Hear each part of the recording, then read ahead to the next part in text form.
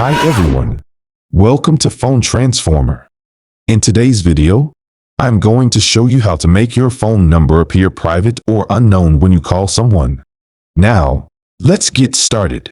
Step 1. Open the phone app on your Android phone. This is the app that you use to make and receive calls. Step 2. Click on the three dots icon at the top right corner of the screen. This will open a menu with some options.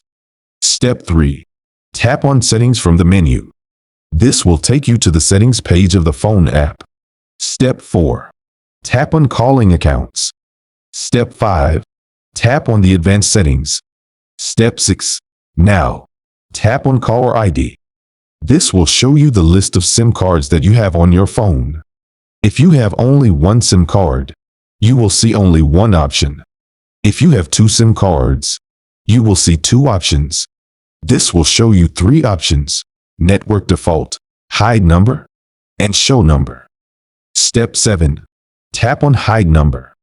This will make your phone number appear as private or unknown when you call someone using that SIM card. And that's it.